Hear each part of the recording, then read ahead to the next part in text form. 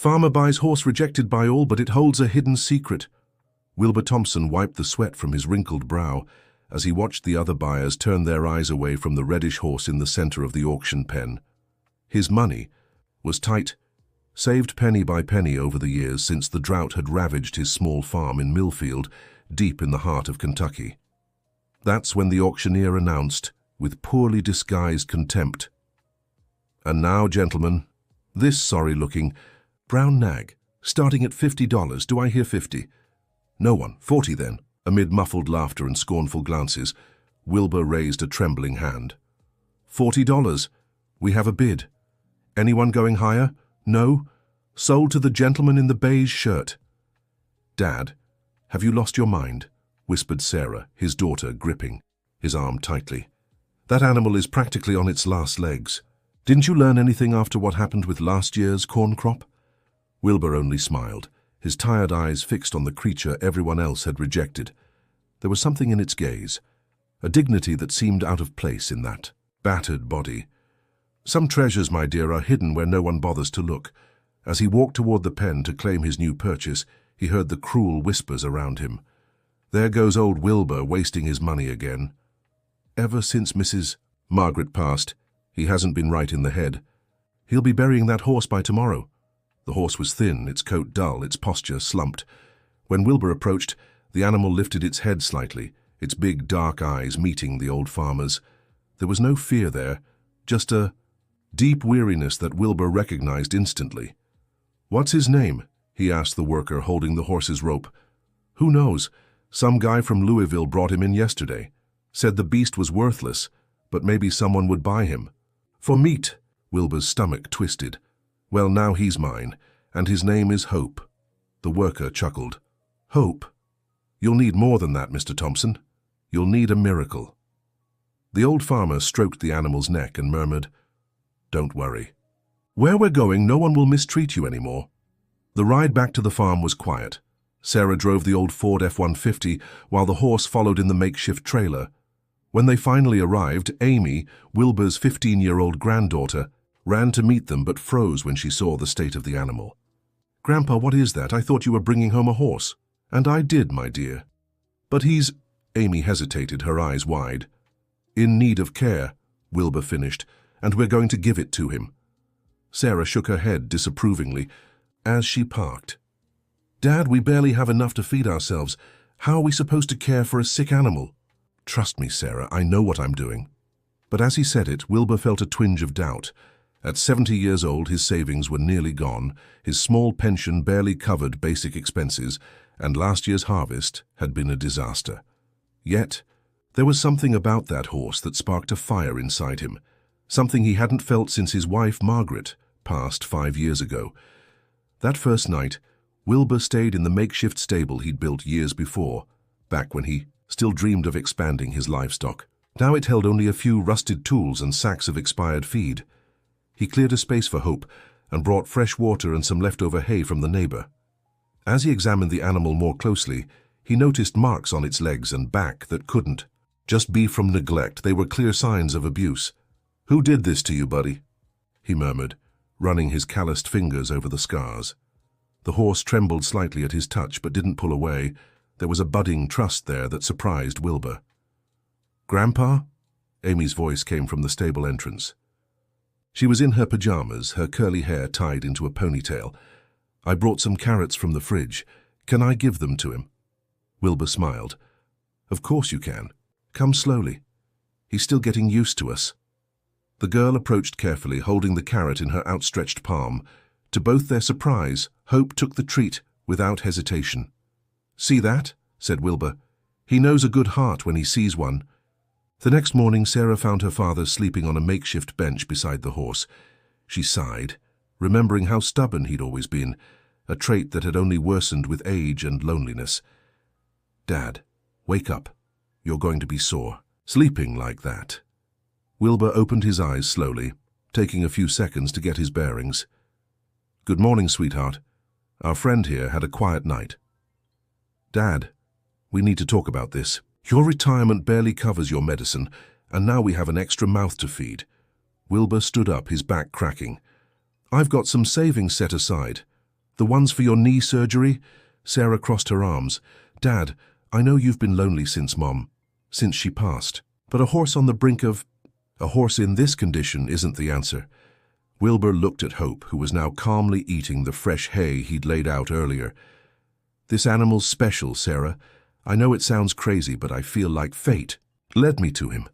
Fate doesn't pay the bills, Dad, she replied, softening her voice. I'm afraid you're getting attached to a lost cause. Before they could continue, the sound of an approaching car interrupted them. It was Mrs. Wilson, their neighbor from the next property, and the biggest gossip in the area.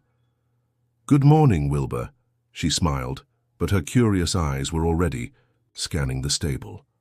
Heard you bought a horse at the auction yesterday. Everyone's talking about it. Wilbur sighed. News traveled fast in Millfield. Good morning, Mrs. Wilson. Yes, this is Hope. The woman glanced at the animal and barely hid her shock. Good heavens, how much did you pay for that? She didn't wait for an answer. Listen, Wilbur, people are saying you haven't been yourself since you've been alone. If you need help, the church association could... I'm perfectly fine, thank you. Wilbur cut in, irritation clear in his voice. And Hope's staying? Dear listener, if you're enjoying the story, don't forget to like and subscribe to the channel. It really helps us newcomers out. Now back to the story. Mrs. Wilson wasn't deterred. Just looking out for you, neighbor. By the way, I heard Dr. Miller, the vet from town, is coming by today. Maybe he should take a look at Hope. Sarah, who'd stayed quiet during the exchange, stepped in. Thanks for the suggestion, Mrs. Wilson. We'll think about it. After the neighbor left, visibly disappointed she hadn't gotten more gossip fodder, Sarah turned to her. Father? See? Now everyone thinks you've lost your mind. Let them think what they want, Wilbur replied, turning his attention back to the horse. They'll understand in time. That afternoon, just as Mrs. Wilson had predicted, Dr. Miller showed up. He was a middle-aged man with thick-framed glasses and neatly trimmed grey hair. His modern pickup truck stood out against the simplicity of the Thompson farm. So, Mr. Thompson, he said after quickly examining the horse. This animal is malnourished, probably has internal and external parasites, and I think there's something wrong with the right hind leg. Frankly, I'm not sure it's worth investing in him. How much would the treatment cost? Asked Wilbur, ignoring the advice. The vet adjusted his glasses. To start, about $800, and I can't guarantee results. And how much would you charge just to prescribe the medicine and guide me? I can administer it myself. Dr. Miller paused as if calculating. $200 for the consultation, plus the cost of the medication. But I'll need payment up front considering the circumstances. Sarah, who was watching from the stable door, bit her lip anxiously. She knew her father didn't have that kind of money to spare. I'll think about it and let you know, Doctor. Wilbur replied politely. After the vet left, a heavy silence fell over the stable. Dad, Sarah began. Don't even start, he interrupted, raising his hand. I know that look, but you forget that before you were born, before I even met your mother, I took care of animals. Your grandfather taught me everything about horses. That was over 40 years ago. Some things you don't forget, daughter. That night, after everyone had gone to bed, Wilbur returned to the stable with an old wooden chest he kept stored in. The attic. Inside were old books, yellowed notebooks, and some metal tools. It was the legacy of his father, Joseph Thompson, who had been not just a farmer, but also a skilled horse handler. Let's see what we can do for you, friend, he murmured to Hope as he flipped through one of the notebooks. Over the next week, Wilbur devoted himself entirely to the horse. He prepared herbal infusions to clean the wounds, changed its diet, following his father's notes, and massaged the animal's legs daily with a homemade ointment. Sarah watched from a distance, torn between financial worry and admiration for her father's determination. Slowly, small changes began to show. Hope's coat, once dull, gained a slight shine.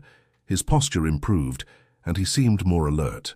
Even Amy, who had initially been afraid to get too close, now spent hours beside her grandfather, learning how to care for the animal. I've never seen Grandpa so excited, Mom, she remarked one evening at dinner. He's different when he's with Hope. Sarah had to agree. There was a new energy in Wilbur, a purpose she hadn't seen since her mother's passing. On the 10th day after buying the horse, something unexpected happened. A sleek black car, clearly out of place in the rural landscape of Millfield, parked in front of the Thompson home. A tall man in his 50s, dressed in expensive clothes and carrying an air of superiority Sarah immediately noticed, stepped out. "Can I help you?" she asked, drying her hands on her apron as the man approached. "I hope so. My name is Jonathan Blackwell. I'm looking for Wilbur Thompson. I'm his daughter. What do you want with my father?" Jonathan smiled, but the gesture didn't reach his cold eyes. "It's a private matter. Is he here?" Before Sarah could answer, Wilbur appeared from the stable. "I'm here. What can I do for you?" Jonathan turned to him, sizing him up quickly. "Mr. Thompson, I heard you recently acquired a horse at the Ridgewood auction. And what does that have to do with you?" "Everything, actually. There's been a terrible mistake. That animal belongs to me and was taken to auction without my authorization by a dishonest employee who has since been fired. I've come to offer compensation for your time and expenses and to take the horse back." Wilbur crossed his arms, skeptical. "Do you have any documents proving the horse is yours?"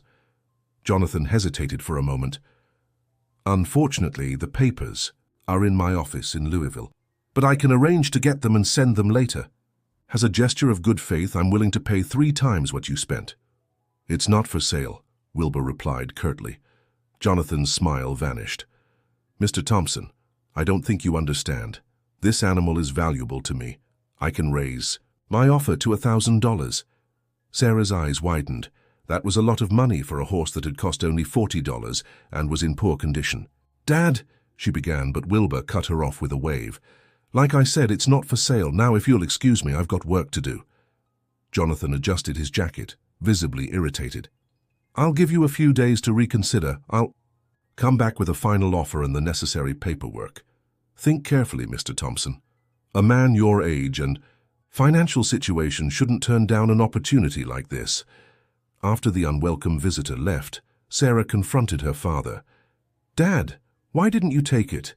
$1,000 would cover your medical bills and still leave some left over."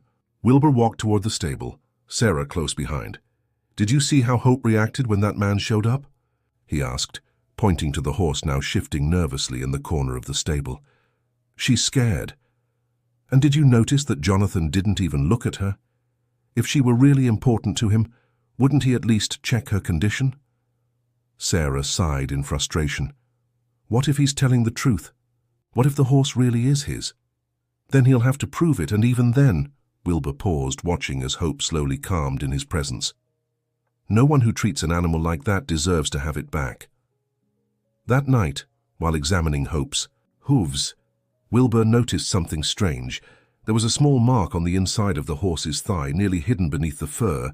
Curious, he brought the flashlight closer and carefully parted the hair in that spot. It was a brand, partially scarred over, as if someone had tried to remove it. "What's this, girl? Did someone try to erase your identity?" Gently, Wilbur cleaned the area and managed to make out part of a symbol, what looked like a stylized M. Intrigued, he went back to the house and dug through the old newspapers he kept. There was a time when he'd followed news about horse breeders and equestrian competitions, an interest he'd given up after years of financial struggles. Flipping through the yellowed pages, he searched for anything that might connect that mysterious mark to Hope's past. The next morning, Amy found her grandfather asleep in the living room armchair, surrounded by old newspapers and notes. "Grandpa, were you here all night?" she asked, concerned. Wilbur startled awake. "Amy, what time is it?" "Almost 7. What were you doing?" The old farmer looked at the scattered notes and smiled. "Solving a mystery, my dear, and I think I've found something important." Over breakfast, Wilbur shared his findings with Sarah and Amy. "That man, Jonathan Blackwell, owns a famous stable near Louisville, Blackwell Stables. They breed competition horses and are known for producing some of the best in the country." Sarah raised an eyebrow. "And how do you know that?" "Because 3 years ago I read about them in the papers. The stable made headlines when one of their most promising horses, Golden Majesty, mysteriously disappeared after getting injured in a competition." "And you think Hope is that horse?" Amy asked, her eyes shining with excitement. "I don't know, but there are too many coincidences. The mark I found could be the stable's logo, a stylized M, and that would explain Jonathan's Sudden interest. Sarah shook her head in disbelief. Dad, that's a wild theory. Why would anyone abandon a valuable horse? I don't know yet, but I intend to find out. After breakfast, as Sarah left for work in the city and Amy got ready for school, Wilbur returned to the stable, determined to run a test. According to his research, Golden Majesty had been trained for dressage competitions, a discipline that required precision and specific commands. Let's see if my theory is right, he murmured to himself. Carefully, he positioned himself in the center of the small paddock and clicked his tongue 3 times, a common dressage command signaling the horse to approach the trainer. To his surprise, Hope immediately lifted her head and walked toward him, stopping precisely 3 feet away. Wilbur's heart raced. He decided to try another command, raising his right hand in a specific gesture, accompanied by a soft whistle, a signal for the horse to perform a lateral movement. Hope hesitated for a moment, as if recalling distant training, then executed the move with surprising precision. Given her physical condition, "My God," Wilbur whispered, covering his mouth, "it really is you, isn't it? What did they do to you, champ?" Just then, the sound of an engine announced another visitor. It was Mrs. Wilson again, this time accompanied by 2 other women Wilbur recognized from the church prayer group. "Wilbur," she called as she approached, "I brought Mrs. Fletcher and Mrs. Parker to meet your horse. They didn't believe me when I told them." Wilbur sighed, annoyed by the interruption but remaining polite. "Good morning, ladies. I'm sorry, but I'm a bit busy right now." Mrs. Fletcher, a sharp-tongued woman of about 75, looked Hope over and let out a mocking laugh. "So, this is the famous horse." Wilson wasn't exaggerating. "Poor thing looks like he's ready to meet his maker." "Fletcher," scolded Mrs. Parker, though she could barely hide her own smirk. Wilbur felt his face flush with anger. "Ladies, I appreciate the visit, but as I said, I'm occupied. If you'll excuse me—" "Now, Wilbur, don't be upset," Mrs. Wilson interjected with false concern. "We're just worried. Everyone knows since Margaret— Well, you haven't been yourself, and now this reckless investment." "I appreciate the concern," Wilbur cut in firmly, "but I'm perfectly fine." When he finally managed to get rid of the unwelcome visitors, Wilbur turned back to Hope, noticing how tense the animal seemed after the women's presence. "They're gone now, old friend? Don't worry." As he stroked the horse's neck, Wilbur reflected on recent events: Jonathan's visit, the discovery of the brand, the response to dressage commands. Everything pointed to a story far different from that of a simple abandoned nag. Determined to confirm his suspicions, he grabbed his old, rarely used phone and called Amy at school. "Amy, I know you can't talk now, but I need a favor. Can you look up Blackwell Stables and a horse named Golden Majesty online? Write down everything you find. It's important." That evening, Amy returned with excitement in her eyes and several printed pages in her backpack. "Grandpa, you won't believe what I found," she exclaimed, spreading the papers across the kitchen table. "Golden Majesty was an incredible horse. He won several dressage competitions and was about to represent the U.S. in an international championship. When he disappeared, Wilbur examined the printed images. In one, a magnificent reddish-brown horse stood proudly in an arena, performing precise movements. Even considering the differences in physical condition and overall appearance, the similarities to Hope were undeniable, especially that distinctive white crescent-shaped mark on his chest. "Look at this," Amy continued, pointing to another clipping. "The disappearance happened after he got injured at a competition in New York. The injury wasn't serious, according to the vets, but the horse was never seen again." "And what else? Does it say about Jonathan Blackwell?" Amy flipped through her papers. "He's a super-rich businessman, owns stables in Kentucky and New York. But there's more." She hesitated, lowering her voice. "I found this on an online horse breeders forum.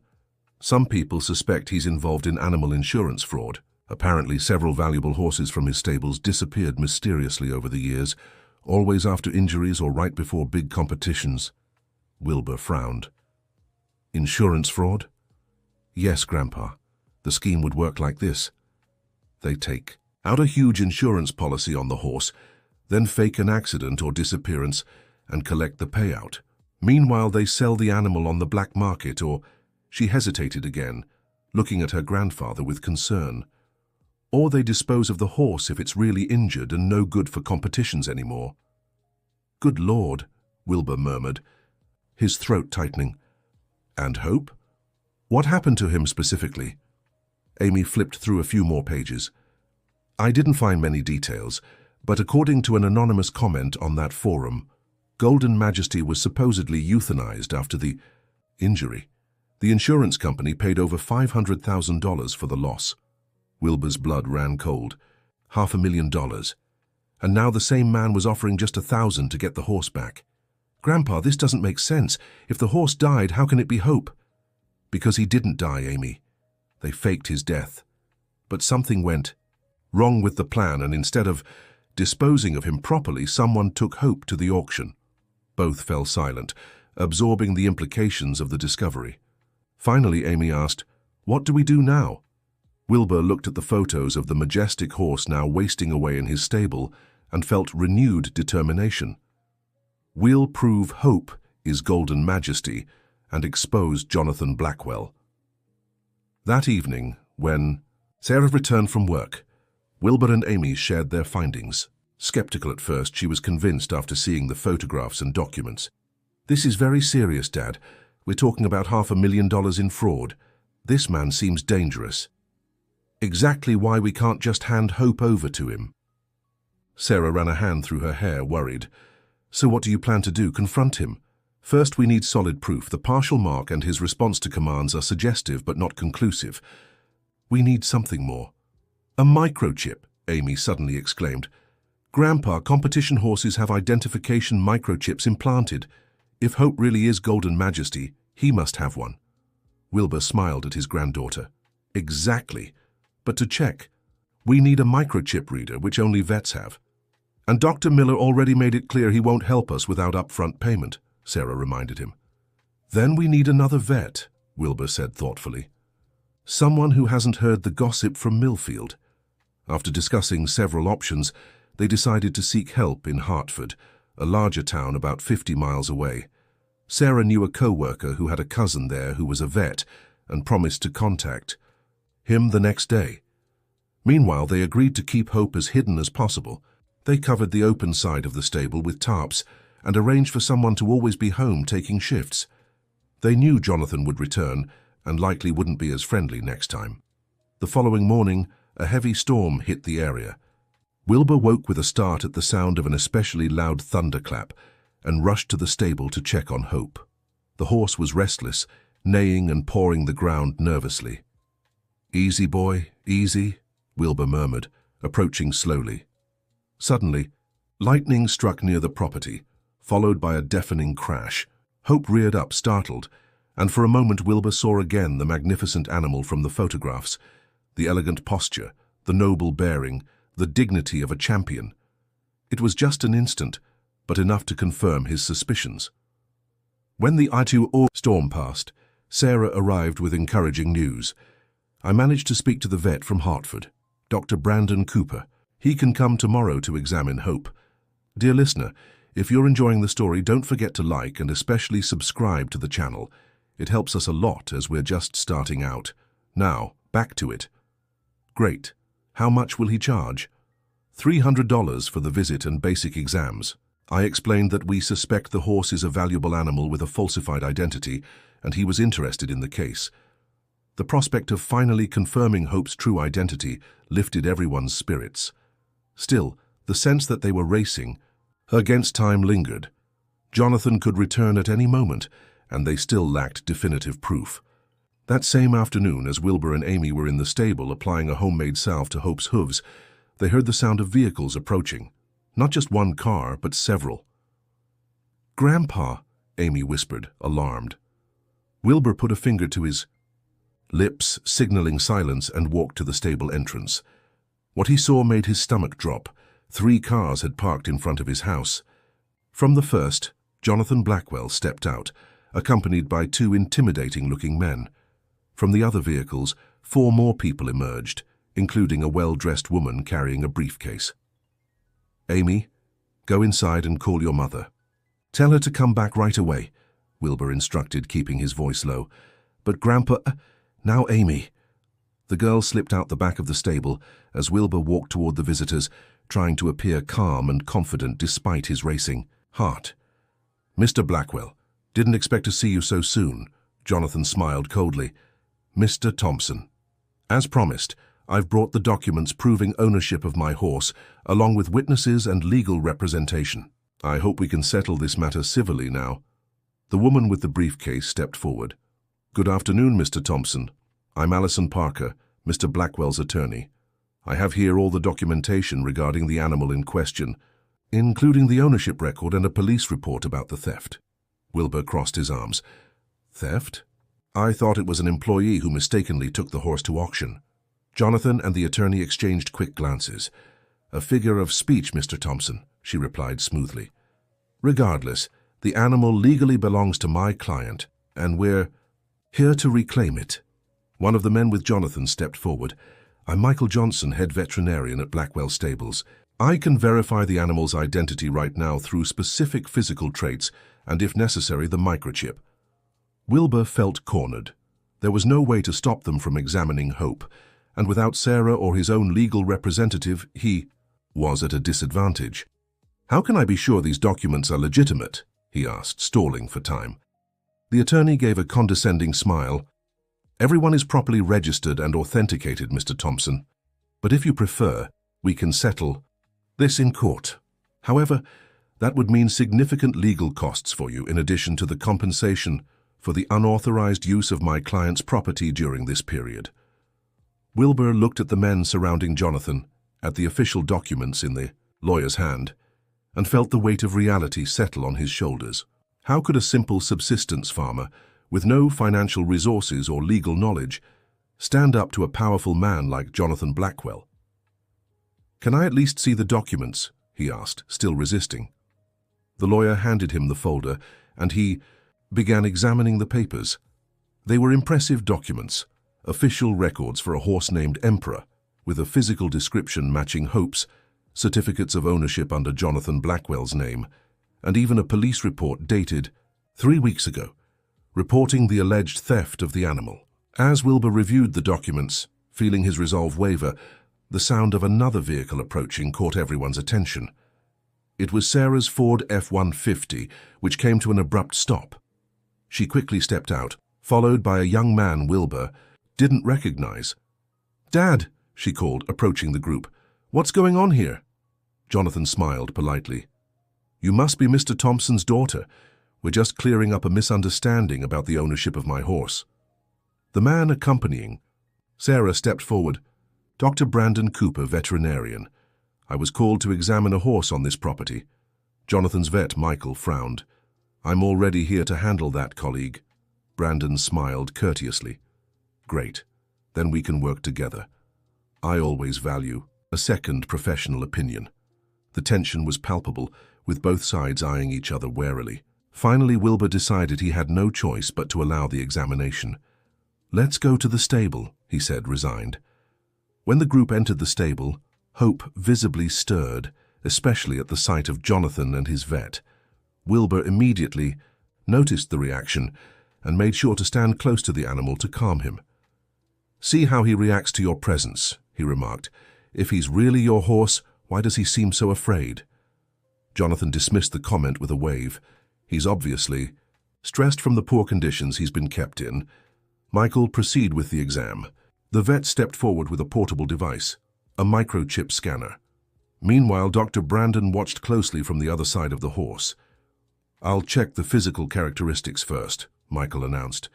"This animal matches Emperor's description. Male chestnut coat, approximately 8 years old, white marking on the chest, in the shape of a crescent moon," Wilbur finished. "Just like Golden Majesty, the horse that disappeared from your stables 3 years ago. Isn't that right, Mr. Blackwell?" A sudden silence fell over the stable. Jonathan stared at Wilbur with cold eyes. "I don't know what you're talking about, sir." Dr. Brandon seized the tense moment to intervene. "If I may, I'd like to examine the neck area, where competition horses usually have their microchips implanted." As the independent vet examined Hope, Wilbur continued, "Strange, isn't it? Your lawyer has documents for a horse named Emperor, but this animal responds to specific training commands, just like Golden Majesty, your champion who supposedly died from an injury. This is outrageous, the lawyer cut in. My client didn't come here to be accused of— I found something, Dr. Brandon exclaimed, cutting her off. Everyone turned to him. There are clear signs of a recent incision on the neck, exactly where the microchip should be. It looks like someone tried to remove it. Michael quickly stepped closer to check, visibly uncomfortable. This doesn't prove anything. It could be from any veterinary procedure. Then use your scanner, challenged Wilbur. Let's see if there's any trace left of the original microchip. The tension grew thicker. Jonathan exchanged glances with Michael, who hesitated briefly before moving the scanner to the indicated area. After a few seconds, the device emitted a faint sound. The signal is fragmented due to the partial removal, but Dr. Brandon took the device and examined the small screen. There's a partial number. It starts with 076921. Amy, who had quietly returned and was watching everything from the stable entrance, stepped forward, holding one of the papers she had printed. Here, she exclaimed, showing a document. Golden Majesty's registration number with the American Horse Breeders Association starts exactly with those digits, 076921. Jonathan's expression shifted visibly, flickering between anger and concern. That doesn't mean anything. Lots of registration numbers could start with that sequence. The lawyer touched Jonathan's arm, as if signaling him to restrain himself, then turned to Wilbur. Mr. Thompson, regardless of these theories, the documents we've presented are legally valid. If you refuse to return the animal, we'll have to take legal action. Sarah, who had been silently observing the scene, intervened. In that case, we'll also file a lawsuit for fraud and animal cruelty. We have evidence that this horse was deliberately neglected after an injury as part of an insurance fraud scheme. Now it was Jonathan's turn to look cornered. He glanced at Hope, then at Wilbur and his family, and finally at the men accompanying him. After a quiet exchange with his lawyer, she spoke up. Perhaps we can reach an agreement, she said. My client is willing to offer significant compensation to settle this matter. $20,000 in cash today. The offer was tempting. $20,000 would solve many of Wilbur's financial troubles. It would pay for his knee treatment, the necessary home repairs, Amy's education. Sarah looked at her father, silently communicating that the decision was his. Wilbur walked over to Hope and stroked her neck. He remembered the first day, how everyone had laughed at him for spending $40 on a skeletal, mistreated horse. He thought of how, in just 2 weeks, the animal had already shown signs of recovery, and more importantly, how she had brought new purpose to his life. No, he answered firmly. Hope is not for sale. Not for $40, not for $20,000. $50,000, Jonathan shot back immediately, dropping all pretense of calm. $50,000 for the animal. That's my final offer. A heavy silence fell over the stable. $50,000 was a fortune for a family like the Thompsons. More money than Wilbur had ever seen in his life. Sarah held her breath, Amy's eyes widened, and even Jonathan's men seemed surprised by the amount. Jonathan, the lawyer, whispered, concerned. That's more than we discussed. But the businessman ignored her, his eyes locked on Wilbur, waiting for an answer. The old farmer looked once more at Hope, who now watched him with those big, expressive eyes that had won him over from the start. Mr. Blackwell, there are some things money can't buy, he finally replied. Dignity is one of them. I won't sell an animal to someone who mistreated and abandoned her. You can leave my property now. Jonathan's face twisted in fury. You don't know who you're dealing with, old man. I can ruin your life with one phone call. Are you threatening my father? Sarah intervened, grabbing her phone. Great, keep going. I'm recording every word. Jonathan Blackwell looked around, realizing the situation had completely spiraled out of his control. Without another word, he gestured to his companions and stormed out of the stable. Minutes later, the cars left the Thompson property. I don't think we've seen the last of him, remarked Dr. Brandon after the vehicles disappeared. I agree, said Wilbur, concerned, but at least we've bought ourselves some time. In the weeks that followed, Life at the Thompson farm settled into a new routine. Dr. Brandon became a frequent visitor, helping with Hope's proper treatment without charging the full price for his consultations. In return, Wilbur shared his traditional knowledge of horse care, which the young veterinarian recorded with genuine interest. Slowly, Hope transformed. Her coat regained its shine, her muscles began to tone again, and her posture became more upright. Amy, now fully involved in the animal's care, researched daily about horse training and rehabilitation techniques. Sarah, who had initially been the most resistant to the horse's presence, surprised everyone by developing a special bond with Hope. Every morning before work, she spent a few minutes in the stable, talking to the animal as if it understood every word. Wilbur watched these changes with a heart full of gratitude. Hope hadn't just brought new purpose to his life. She had reunited his family in a way that hadn't happened since Margaret's departure. Yet, the shadow of Jonathan Blackwell loomed over them constantly. They knew he wouldn't give up easily, especially considering the horse's value and, more importantly, the evidence of fraud they now held. "We need a plan, Dad," Sarah said one evening over dinner. "We can't just wait for him to come back." "I agree," Wilbur replied. "I've been thinking about it. Dr. Brandon suggested we contact the American Horse Breeders Association to report the case." "And what could they do?" "If we can officially prove that Hope is Golden Majesty, they could open an investigation into Blackwell stables. It wouldn't just be us against Jonathan. We'd have the backing of a respected institution." Amy, listening intently, added, "And the insurance companies would be interested too, right? If he committed fraud, they'd want to know." Wilbur smiled at his granddaughter, proud of her sharp thinking. "Exactly. The more publicity we give this, the less Jonathan can operate in the shadows." The next day, as Wilbur and Amy were in the yard training Hope with basic commands, they saw an unfamiliar Ford F-150 approaching. Instinctively, Wilbur stepped protectively in front of the horse, fearing Jonathan's men had returned.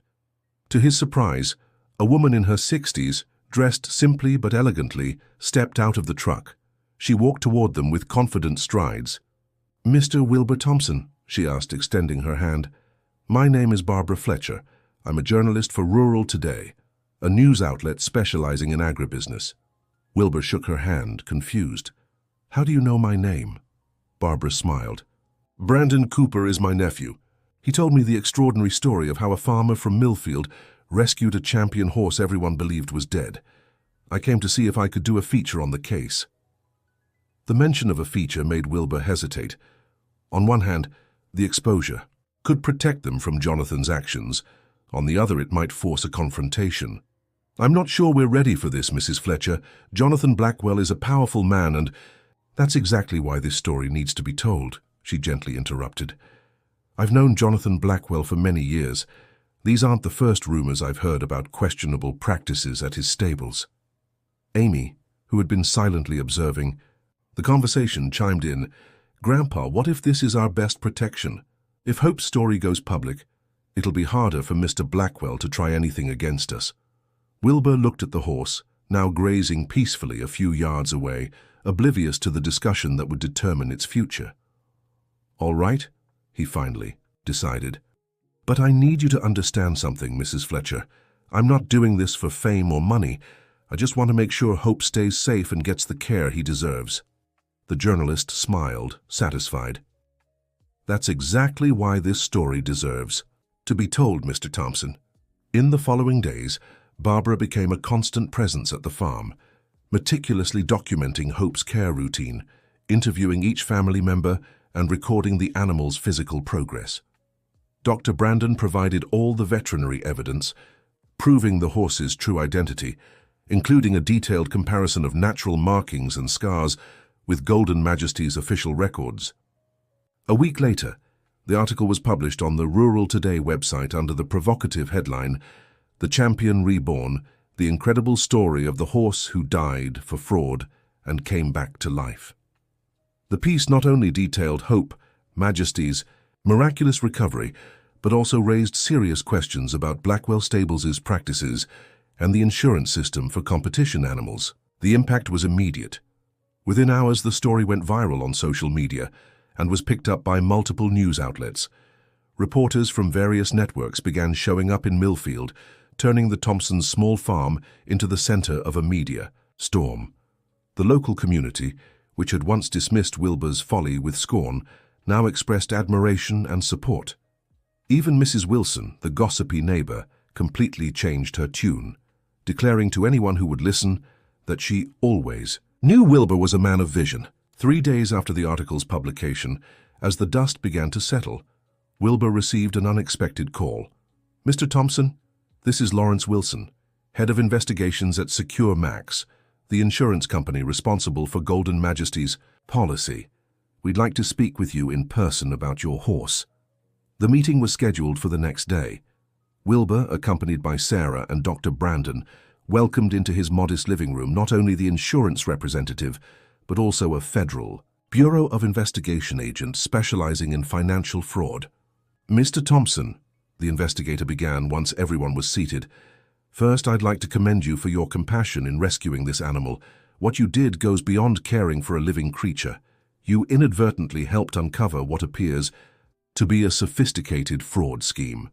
For the next 2 hours, Wilbur recounted the entire story in detail, from the moment he saw Hope at the auction to Jonathan Blackwell's intimidating visits. The insurance representative confirmed they had paid a settlement of nearly $600,000 for Golden Majesty's alleged death, based on veterinary reports and documents they now suspected were fraudulent. "What happens now?" Sarah asked as the meeting seemed to be winding down. The investigator closed his notepad before responding. "We'll be opening a formal investigation into Jonathan Blackwell and Blackwell Stables. The evidence suggests this was not an isolated incident, but part of a pattern of systematic insurance fraud. As for the horse," he paused, looking at Wilbur, "technically, since the insurance company paid the claim, Golden Majesty would now be their property." Wilbur's heart sank. After all they'd been through, the thought of losing Hope was unbearable. Noticing the old farmer's devastated expression, the insurance representative quickly continued. "However, given the extraordinary circumstances and your crucial role in uncovering the fraud, Secure Max is willing to negotiate a special arrangement." "What kind of arrangement?" Wilbur asked cautiously. "You would retain custody of Golden Majesty under certain conditions, allowing periodic visits from a veterinarian we assign to monitor his recovery, and agreeing not to use him for commercial or breeding purposes without prior authorization. In return, the company would provide a monthly subsidy to cover his care and treatment costs." Wilbur could hardly believe his ears. Not only could he keep Hope, but he'd also receive financial help to properly care for him. "There's one more thing," the representative added, almost as an afterthought. "If you're interested, we'd like to hire you as a consultant for animal welfare cases. Your experience and intuition in detecting signs of mistreatment would be invaluable for our future investigations." Wilbur looked at Sarah, who smiled through tears, and at Dr. Brandon, who nodded in approval. "I accept, on one condition," he finally replied. "His name isn't Golden Majesty anymore, it's Hope." The representative smiled. "Hope it is, then." Dear listener, if you're enjoying the story, don't forget to like and subscribe. It really helps us newcomers. Now, back to the tale. In the weeks that followed, the Thompsons' lives changed completely. Wilbur and Hope's story gained national attention, drawing interest not just from the media, but also from animal welfare organizations. The insurance subsidy allowed Wilbur to finally make necessary repairs to the farm and properly adapt the stable for Hope's needs. His consulting work, initially limited to a few cases, quickly expanded as other insurers and even animal protection groups sought his expertise. Though he'd never attended college, years of hands-on experience and knowledge passed down from his father gave Wilbur a unique ability to spot signs of neglect and assess animal welfare. Sarah, seeing the positive impact of their story, suggested turning part of the property into a small sanctuary for rescued horses. With financial support from donors moved by Hope's story, they converted the abandoned pasture and built 2 more stables. "I never thought at 70 I'd be starting a new chapter," Wilbur remarked to Sarah, as they watched Hope gallop freely across the field, his glossy coat gleaming in the afternoon sun. "Mom always said you had a gift with animals," she replied, resting her head on his shoulder. Guess you just needed to rediscover it. Amy, now 16, had become passionate about therapeutic riding after researching it for a school project. With guidance from Dr. Brandon and a specialized therapist, she began organizing sessions for local children with special needs, using Hope as her primary equine therapist. "It's amazing, Grandpa," she gushed after one session, "that Christopher, the autistic boy who came today, spoke for the first time in months while riding Hope." His mother couldn't stop crying. Wilbur watched with pride as his granddaughter had found her calling through that unexpected turn in there. Saves? At first he thought he was saving a horse. Now he realized that in truth it was Hope who had saved them. As for Jonathan Blackwell, the investigation led by the Federal Bureau of Investigation uncovered a sophisticated scheme involving not just insurance fraud, but also tax evasion and forged animal documentation. His lawyers managed to prevent his immediate arrest, but the empire he had built was crumbling as clients and business partners distanced themselves, afraid of being linked to the scandal. On a particularly pleasant autumn afternoon, as Wilbur brushed Hope's gleaming coat, an unfamiliar car parked near the main stable. Out stepped a man around 40, dressed in simple clothes, with a hesitant expression on his face. "Mr. Wilbur." "Thompson," he called, keeping a respectful distance. "Yes, that's me," Wilbur replied, setting the brush aside and stepping closer to the visitor. "My name is Matthew Sullivan. He hesitated, looking at Hope with unmistakable emotion in his eyes. "I was Golden Majesty's trainer." Wilbur felt a shiver run down his spine. Throughout all the investigations, one crucial piece of the puzzle had never been found: the horse's original trainer, who had mysteriously vanished shortly before the supposed accident that killed Golden Majesty. "Please come in," Wilbur invited, extending his hand. "We have a lot to talk about." In the following minutes, Matthew recounted his story: how he had been hired by Blackwell Stables to train their finest horses, how he had formed a special bond with Golden Majesty, and how he began suspecting foul play after seeing several valuable animals mysteriously disappear. When Golden Majesty suffered that injury at the competition in New York, it wasn't serious, he explained, his voice thick with emotion. 2-3 weeks of rest and proper treatment, and he'd have been ready to return, but Jonathan had other plans. "The insurance," Wilbur concluded. Matthew nodded. "Exactly. The policy had a specific clause for permanent injuries that would prevent the animal from competing. Jonathan ordered me to falsify a report stating the damage was irreversible. When I refused," he paused, running a hand over his face, "I got threats. Against me, against my family. I had to run, change my name, abandon my career." "How did you find us?" Wilbur asked, genuinely curious. "The article. I saw the photos, recognized Golden Majesty immediately, even in that pitiful state. No one who worked with him daily could ever forget that look." Wilbur watched as Matthew slowly approached Hope, who seemed restless, as if sensing something. When the former trainer reached out and made a soft sound, a specific click of his tongue, the horse froze for a moment. Then, to Wilbur's astonishment, Hope stepped forward and pressed his muzzle against Matthew's shoulder in a gesture of recognition that transcended time and suffering. "He remembers you," Wilbur murmured, his throat tight as he witnessed the moment. Matthew simply nodded, unable to speak as he hugged the neck of the animal he had trained and loved, and believed he had lost forever. That meeting marked the beginning of another chapter in Hope's extraordinary journey. With Matthew's expertise and Wilbur's gentle care, the horse made rapid progress in his physical and emotional recovery. In just a few months, he was healthy enough to participate more actively in the equine therapy program, now officially registered as the Hope Project. The story of the farmer who bought a horse rejected by everyone, only to discover its hidden worth, resonated far beyond the borders of Millfield. It became a symbol of resistance against greed and cruelty, and a testament to the transformative power of compassion.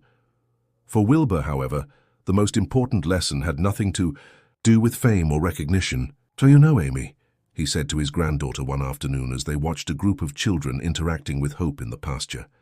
"When I bought this horse, everyone thought I was throwing money away. But I learned something your grandmother, always said, the true value of things isn't in the price we pay for them, but in how much we're willing to fight to preserve them. Amy smiled, squeezing her grandfather's hand. And it was worth fighting for, wasn't it, Grandpa? Wilbur looked toward the horizon, where the sun was beginning to set, painting the sky in shades of orange and pink, the same colors reflected in Hope's gleaming coat. Every second, my dear, every second. As the sun disappeared beyond the horizon, Wilbur reflected on the twists and turns life had in store. At 70 years old, when many believed his story was already written, he had found a new purpose, reconnected with his family, and helped bring justice where there had once been only greed and cruelty. And it had all started with an act of compassion, with $40 spent at a rural auction to save an animal no one wanted. Some called it madness, others a waste. But Wilbur had known, from the very first moment he saw those deep, dignified eyes, that some treasures are hidden where no one bothers to look. Hope, the horse rejected by all who concealed a precious secret, wasn't just a rescue story. It was a reminder that second chances could transform lives, both for animals and people. And for Wilbur Thompson, that second chance was the most valuable gift he could have received in the final stretch of his journey. The end of the story. Dear listener, if this story touched your heart as deeply as it touched ours, leave your like and subscribe to the channel. Share with us in the comments. Have you ever found a hope in your life, that treasure everyone overlooked? Your experience might inspire many others. Thank you for joining us on this emotional journey.